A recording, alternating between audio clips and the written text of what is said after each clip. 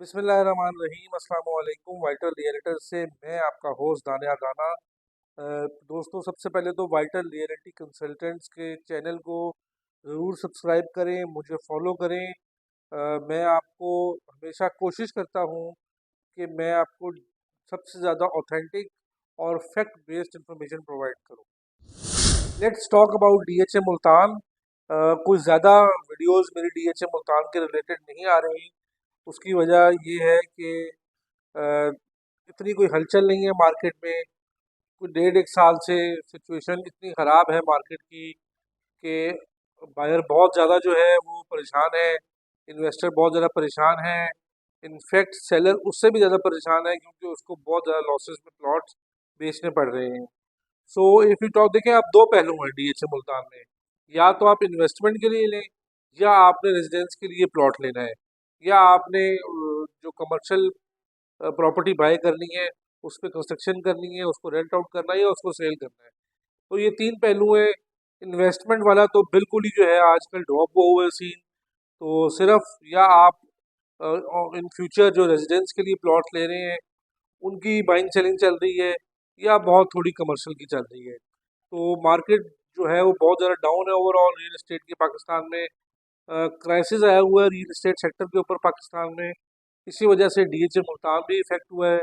और मैं आप लोगों से रिक्वेस्ट करूंगा, देखिए, एक फैक्टर हमेशा रहता है किसी भी प्रोजेक्ट की फेलियर के अंदर या उसकी प्राइसेस डाउन होने में, और वो ये है कि मार्केट की हाइप कैसे है।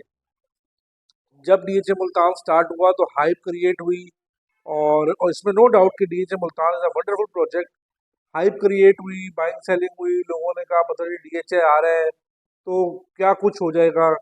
थोड़ी सी मिस्टेक जो हुई डीएचए के मैनेजमेंट से, वो मेरा ख्याल से दो जगह पे हुई है। नंबर वन, उन्होंने इतना बड़ा पीस ऑफ लैंड बेचने के लिए खरीद दिया, और मैं ये भी समझता हूँ कि पैरेलल अगर डीएचए मुल्तान को उन्होंने कामयाब करना था तो या डीएचए भावलपुर अभी ना लॉन्च करते, या डीएचए भावलपुर लॉन्च करते बाद में मुल्तान को लॉन्च करते। तो ये भी बहुत बड़ा एक प्रॉब्लम रहा है। मैं समझता हूँ कि डीएचए के फेलियर, मैं फेलियर इसलिए कहूँगा क्योंकि कंज्यूमर के लिए तो फेलियर ही है ना जी। आप लोगों ने तो इन्वेस्टमेंट्स की थी प्रॉफिट के लिए, आपको नहीं गेन हो रहा तो दिस इज अ फेलियर। तो डीएचए मुल्तान में अभी कीमतों में कोई हलचल नहीं है। मैं ये समझता हूँ कि आने वाले कोई 4-5 सालों में ज़्यादा डीएचए मुल्तान में प्राइसेस की जो मूवमेंट है वो ऐसे ही रहेगी। कभी लाख 2 लाख प्लस हो गया, लाख 2 लाख माइनस हो गया, या कुछ दिनों के लिए कोई आर्टिफिशियल सा बूम आया तो 5-10 लाख बढ़ गया। लेकिन वो जो आर्टिफिशियल बूम है उसमें प्राइसेस तोड़ नहीं चढ़ती। उसकी वजह ये है कि अभी जो 1-1.5 महीने पहले खेल तमाशा मार्केट में हुआ, आप सबने देखा कि 5-5 10-10 लाख रुपए के इंक्रीज के साथ जनाब प्राइसेस की ऑफर्स हो रही थी, लेकिन उनकी पेमेंट से नहीं हुई। तो वो कोई बूम तो ना हुआ अनलेस कैश आपकी पॉकेट में, सेलर की पॉकेट में ना आए।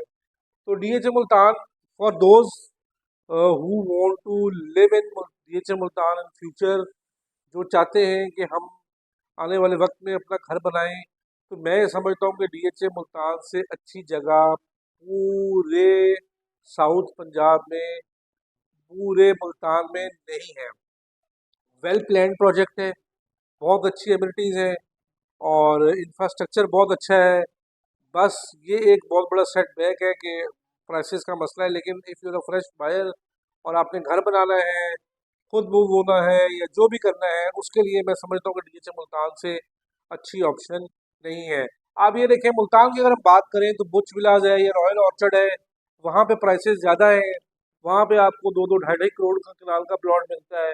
यहाँ पे आपको 2-2.5 करोड़ का बहुत ही अच्छा प्लॉट मिल जाता है, बहुत ही ज़बरदस्त लोकेशन पे प्लॉट मिल जाता है मेन बुलेवर्ड के पास।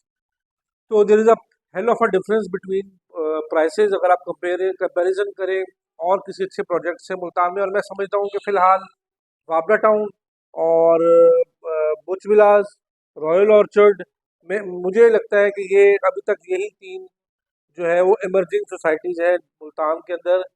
और इन सब के ऊपर जो जाइंट है वो डीएचए मुल्तान है। तो अगर आपने रहने के लिए इन्वेस्टमेंट करनी है डीएचए मुल्तान में तो मेरा ख्याल से अच्छा टाइम है। जब आप ज़मीन ले रहे होते हैं आपको लगता है कि जनाब बहुत महंगी है, लेकिन जब आप वहाँ पे कंस्ट्रक्शन कर देते हैं, वहाँ पे रहना शुरू हो जाते हैं, या कमर्शियल प्रॉपर्टी से इनकम लेना शुरू हो जाते हैं, तो आपको फील होता है कि नहीं यार ये मैंने अच्छे वक्त पे जो चाहे वो चीज़ें ले ली। बट एनीवे, इन्वेस्टर्स के लिए गुड न्यूज़ नहीं है। फ्रेश बायर्स के लिए जिन्होंने घर लेना है, घर बनाना है, उनके लिए मैं समझता हूँ कि रीजनेबल टाइम है बाइंग का। डीएच मुल्तान की इंशाल्लाह साइड वीडियो के साथ मैं दोबारा आपके पास सामने हाजिर होऊंगा, and I will try to keep you posted. मैं आपको अपडेट करता रहूँगा डीएच मुल्तान में क्या चल रहा है। बाय द वे, अगर आपने इन्वेस्टमेंट करनी है तो मैं समझता हूँ कि फॉर इन्वेस्टर्स डीएच मुल्तान की अब आप लोग कमर्शियल प्रॉपर्टीज़ में इन्वेस्ट करें और उनको डेवलप करें, उनको रेंट आउट करें। ये एक आपका फ्यूचर के लिए अच्छा सोर्स ऑफ इनकम हो सकता है। तो डीएच मुल्तान में किसी किस्म की खिदमात के लिए मैं आपके सामने हाजिर हूँ। मेरे नंबर्स पे फ़ोन करें, आई एम ऑलवेज अवेलेबल। अपना ख्याल रखिएगा। अल्लाह ताला आप सबको खुश रखे। Thank you very much. अल्लाह हाफिज़।